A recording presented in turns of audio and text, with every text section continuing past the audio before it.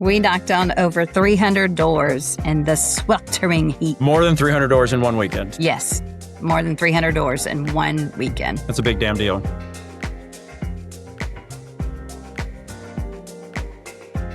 Hello and welcome back to another episode of Show Your Work with Angie Carraway. My name is Matt Hogan. I'm your host. And with me, as always, is Angie Carraway, the candidate for HG89. Angie, welcome. How are we doing? Hi, everybody. I'm good. How's everybody else? You mean everybody else? I don't know. Why did I say that? Yeah, it's just me. I don't have anybody with me. I was talking to your personalities. Sometimes it feels like there's a lot. Oh, okay. How you been? I'm good. It's been a good day so far. Yeah. How was the weekend? The weekend was good. It was busy. A lot of block walking, a lot of sweating, a lot of conversations. You knocked a lot of doors this weekend. So who did you talk to? Did you catch anybody on the fence? Any good stories from the block walk? Yeah. So we are in the territory now in the ground game where we're not necessarily knocking on friendly doors. We're knocking on doors that are what we consider the swing voters or moderate Republicans. The ones that needs convincing, yes. And just listening to their concerns. And lady I talked to, she, fully expressed that she was a Republican and that she was really worried about how much taxes were affecting her and she couldn't give any more. And I said, I agree with you. We're not seeing the benefits from these taxes that are being taken from us. I talked to one guy that was just tired of the hate. He said, I'm just tired of the polarization of the two sides. And, people don't want to have conversations with each other. He was an engineer and I said, we'd be a lot better off if we could just have conversations with each other and find common ground. And I assured him that if I can get a classroom full of middle schoolers to collaborate, that I think I can do a few things in Austin. Yeah, that's a good line. We need to keep using that. That reminds me, over the weekend, I kind of had a similar experience. I met an older lady who had some pretty distinct views that she was sharing. And as I continued talking with her, and it wasn't like an overtly political discussion, but her politics were finding their way into the discussion. That the hairs on the back of my neck were kind of going up, but then I just kind of paused myself, didn't want to have a reaction. So let's just keep talking. But we talked for 40 minutes. I sincerely enjoyed this person. And I was telling a friend about the discussion and recounting it. I was evaluating okay, who did I have a talk with? Did I just talk to somebody with really rather probably kind of extreme conservative views? Or did I talk to a nice person that has some policy or political opinions that I don't agree with? And I'm sitting with that and I like that better. I didn't just talk to some, crazy Republican. I don't think that's a fair assessment of someone that I talked to. I talked to somebody who really loves their dogs, somebody who really loves their family, who lost their mom last year and had wonderful stories to tell about her, someone who was really engaging and kind of funny, in a very quirky kind of way. That is just a much more honest representation. Now, I don't mean to downplay how radical views can not be great in people. We have to stop reducing each other to our political views. We have to, because we're not going to bridge any divide if we're just constantly labeling each other and moving on down the road. We have to stop. Yeah. We have to stop. Okay, let's jump right into what we're covering this week. We're going to do a little bit of a Q&A. And so I'm just going to go through and give the listeners a chance to kind of understand you a little bit better. So let's just start in with some questions. Okay, so... Do I get any prizes? No, but you do get punishment if you get the questions wrong, though. So keep that in mind. Pressure. Don't mess these up. Okay, so we grew up in a military family, moved around quite a bit before landing back in Texas. What did that teach you? What was one of the biggest lessons that you took away from moving around so much as a kid? It taught me resilience and how to get to know people, to make connections really quickly. I was constantly, how it was. We were constantly the new kid in a school. Always. I don't know if you remember, but our parents made the decision to move my senior year of high school, a brand new state, brand new school. And I was determined, because I was a halfway decent athlete, that I was going to work the hardest I possibly could to make sure that I was known as a senior, as a solid teammate. So, resilience. Yeah, resilience is definitely a big thing. I think it comes back to that where we're so constantly in new classrooms and new settings where we had to find friends immediately. It's identifying someone saying, hey, we're going to become friends, but also making yourself likable, knowing what you need to bring to the table to be friendly, to be kind, to be welcoming. It's so weird just to think how that's where those lessons kind of developed by being stress tested as children. But that was definitely our experience. So you were the first in our family to graduate college. What did that mean to you? Why was it so important to you? It meant a lot because it was a long journey from the time that I started college to the time that I ended college. You know, I had stopped to get married, had 3 kids, finished my degree while the girls were small. So it was not an easy route. It took quite a bit of tenacity. And thankfully, with the support of my husband, you know, he knew that was my dream to be able to teach. And so he supported us through that dream. And, you know, there was a time when I wasn't even going to walk the stage, you know, when I graduated. And he really was like, I think it would go really far for the girls to see you as an example of no matter what your dream is, just keep fighting until you finally get it. So I did. I walked the stage. It was pretty cool with 3 kids. That's a big deal. Those moments matter. That's sort of like iconic. Hey, this is the celebration moment. So this is how hard work can pay off, and giving them that as something to aspire to. So let's jump into teaching a little bit. So we talked on our last episode about some impactful teachers that you had coming up. I wanted to know really, because this is something I'm sure maybe you've shared in the past with me, but I wanted to know, are there any students in your teaching career that have really stood out to you that have had an impact on you? My gosh, you know, there's so many, you know, starting my 15th year of teaching. And because I teach middle school, I have on average 150 to 170 students every year. So you can imagine the amount of interactions that I have daily, yearly. But there's so many students that stand out. Moments with kiddos just being awed at just the way their brains work. You know, I was just talking to somebody about it the other day. He asked me, did I always know that I wanted to be a teacher? And I said, oh, yes.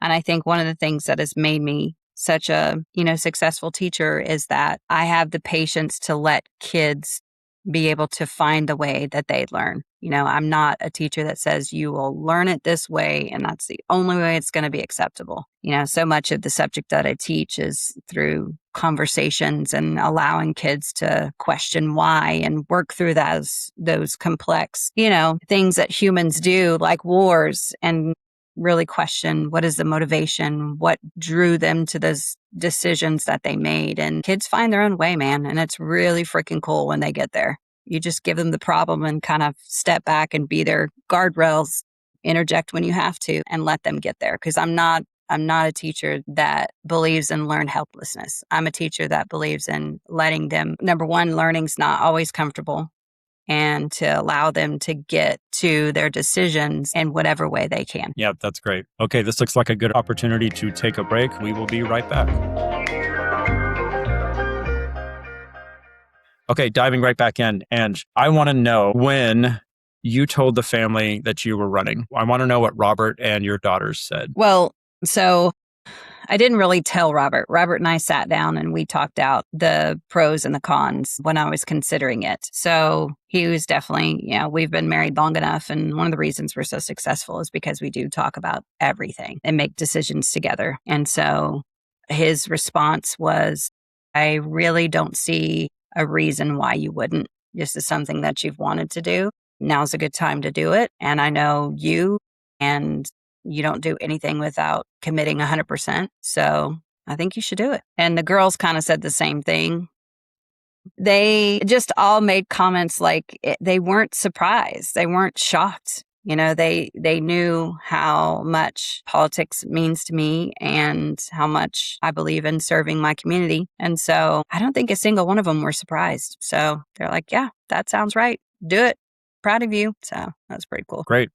But that kind of takes me into this question I want to ask you. Teaching is stable. It's yours. You've been doing it for 14 years. You're about to start your 15th year. Running is not stable. It's rather uncertain. You're not just going to be given this. You're working for it. Why give up something so stable for something so risky? Democracy only works when everyday people step up and do their part. And it felt like it became very personal to me, especially over the last decade, I would say, of my teaching career. I feel like there's been constant bad decisions being made by people that have never once stepped foot in a classroom. And so I feel like the voice of a teacher is what's really missing in Austin. It's just, there's too much hurt in our society going on right now, too many missed opportunities to help my community. So it was time to step up and be a part of the solution. You get to where you feel a little helpless with everything that's going on. And what better way to end that helplessness is to roll up your sleeves, go into this position that you have no idea what you're doing or what you're even getting into. But it has definitely been something that I never would have in my wildest dreams anticipated. But it just makes me want it even more. I don't know. I guess I'm weird like that. You are weird. I can back you up on that. Yeah. When people ask me about, why you did this, why I'm helping with it, I sum it up in like a little story, but we had these conversations. Like, how many times did we look at each other and say, who's going to do something about this? Like, how many times are we going to look at each other and say, who is going to do something before we actually say, I guess it's going to be me? And you just decide to do it. And that's really, I know that's how I summarize how you got into it, because we can't just keep being passengers in this ride. We have to get our hands on the steering wheel if we want to steer it towards what we view to be a more just society. And honestly, I also share this with people, is that action is a tonic for anxiety. So many people feel anxious about where the country is headed, where the state is headed, where their schools are headed, all these things that make them concerned, and you feel so helpless. So really, doing something makes you feel better. I am markedly less anxious than what I was a year ago with our work on this campaign.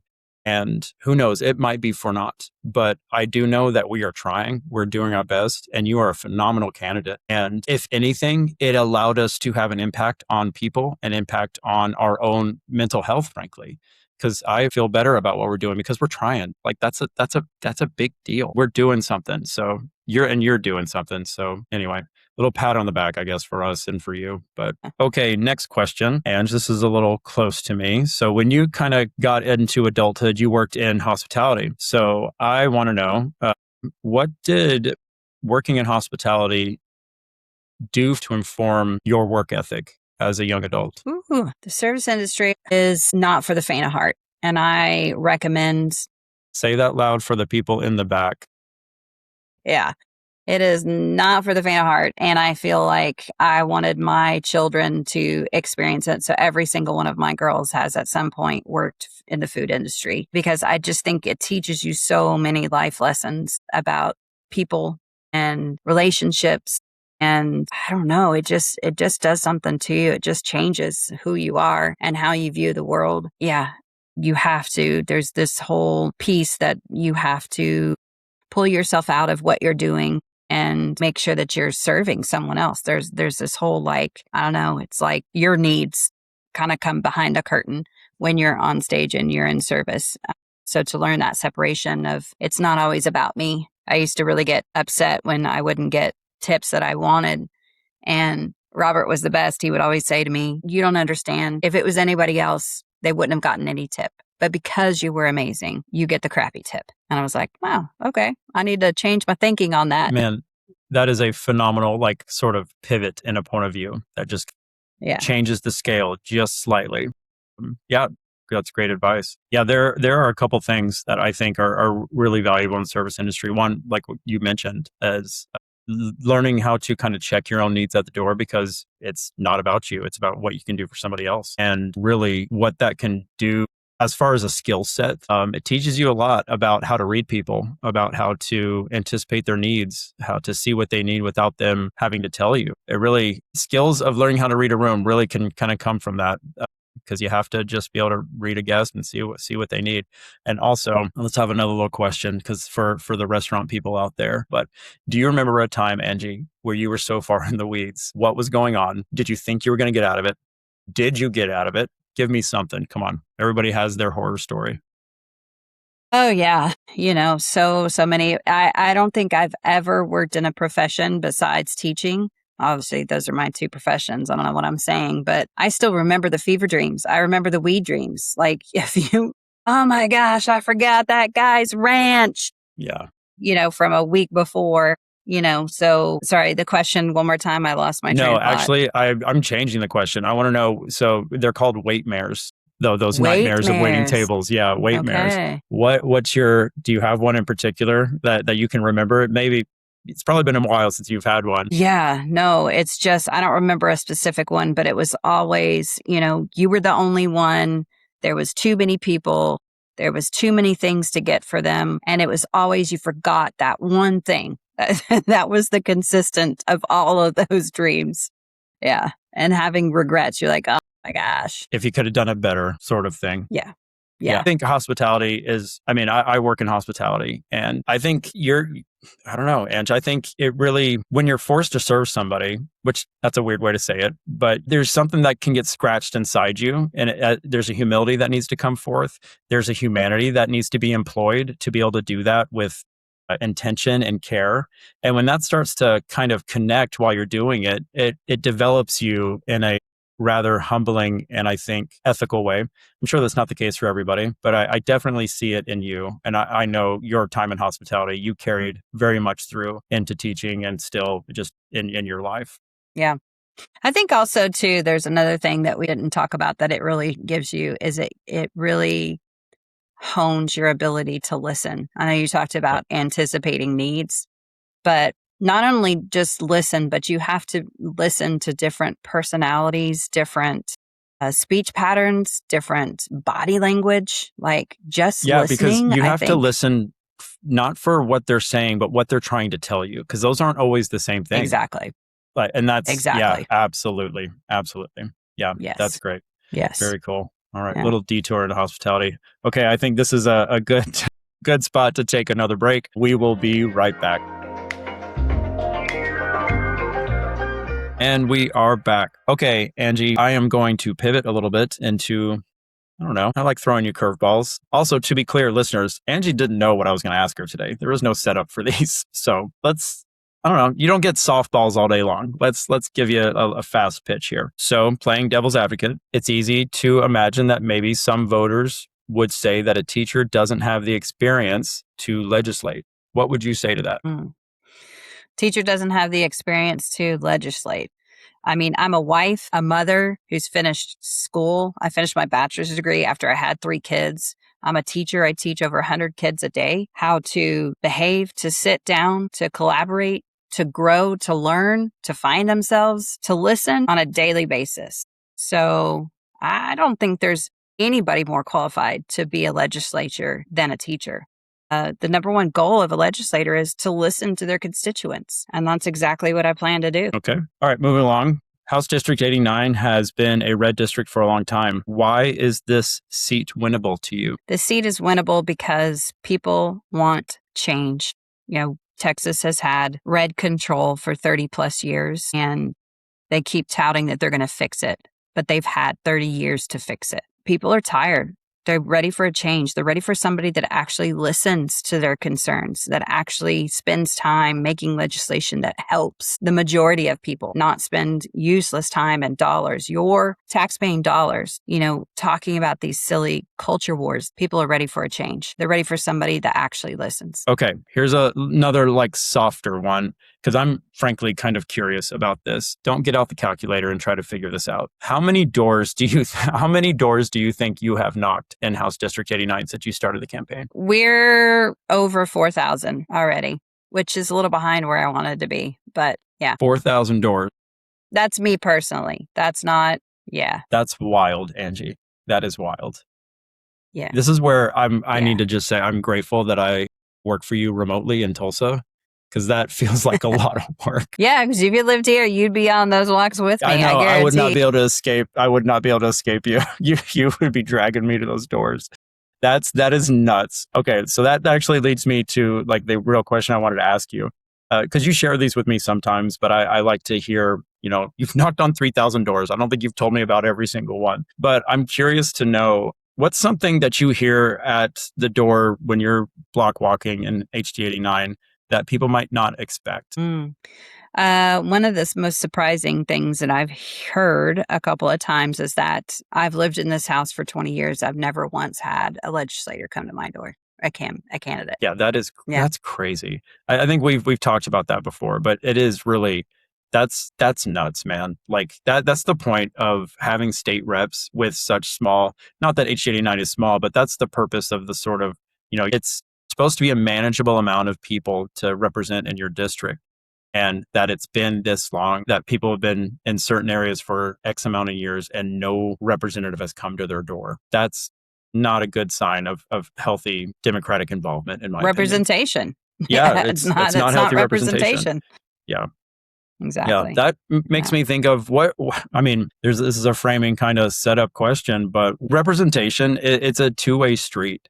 And I think the voters' jobs to stay informed, it's our role as citizens to be involved, to have civic engagement, to vote, obviously. But there's a little more than that. I would argue it is the representative's role to make themselves as accessible as possible and to entice these people out to come and interact. There's got to be ways to do so that are not, hidden on some, Craigslist posting. It's got to be out there and make it clear for people to come to it. I know your opinion on it, but tell me about how you view that. I think that's exactly the way it should be. You should have a focus like Mihaela does. She does a different highlight Small Business Saturday, Mondays with Mihaela, where she just goes to a restaurant, or some other venue in district and invites people to come in and have a conversation with her. Because even though the conversations aren't always easy conversations, they're necessary conversations if you're going to be representative of a community. Yeah, you have to make yourself accessible so you can hear the differing voices. Like, not everybody's going to tell you what you want to hear. It should not be that way. That's not the job. So you got to do those uncomfortable things. Yeah, Mihaela is an excellent example of that, of how involved she is in her district. That is great. Okay, as we're coming to the end of the episode here, we need to wrap things up. Ange, I thought I would turn this on its head a little bit. I've been asking you all these questions. Do you have a question for me? Keep it PG rated, okay, please? Do you regret helping me with the campaign in a comms director capacity? Why, thank you. Yes, that is such a lovely question. No, of course not. I don't. And we've talked about this. You're giving me an outlet to utilize a skill set that I don't always get to use in my profession. So it's been fun. And, we mentioned earlier in the episode of how action is a tonic for anxiety. And this has been that action for me. And I often think about we are team mindset kind of people. We always have been. I don't know if that's sports or military stuff or just maybe mom and dad. You and I are kind of built that way. But I always think about our family. I think about dad's dad. I think about Gappa, and I think about dad and their military service. I think about your birth father and his military service. And, we didn't do that. That wasn't our path to get in the military and serve that way. You served your community by being a public school teacher. That's a big deal. And for me, I haven't really found that piece that feels like I'm giving back. Feel like I'm working for the greater good because I'm not working for some politician. I'm working for my sister, who's a good human and gives a damn about her community. We're doing this for the right reasons. And that's where I kind of align my ethics with this. And so when it feels like a lot, I kind of boil back down to it should feel like a lot. I need to be giving it as much as I can. So yeah, no, I don't regret it. And not only has it been kind of fun in a way, exhausting all the time, but it's also been just really deeply rewarding. And I get to work with my sister. No, I don't regret it. That was a dumb question. Good. That's a great question. It was a great question. Just trying to get a pulse. Keep a pulse on the team. No, it's good. It's good. Okay. Angie, I think that's a good place for us to wrap up this week's episode. Thanks for your time. I'd like to go ahead and plug everything for us here. Guys, if this is your first time listening to the podcast, please like and subscribe. Please leave a review. That will help us reach more people. Please follow us on our socials. We're on Instagram, Facebook, TikTok, and we are now on YouTube as well. And as always, go visit the website. Go visit citizensforcarraway.com. Learn more about Angie and the campaign. We started this to help bring attention to Angie's campaign in Collin County, and we'd like to hear from people. So please reach out. Send an email to contact@citizensforcarraway.com. But yeah, that's it. Angie, thanks for your time. It's good to chat with you. Miss you. Love you. Miss you. Love you too. See you later. Talk Bye. later. Bye. Bye.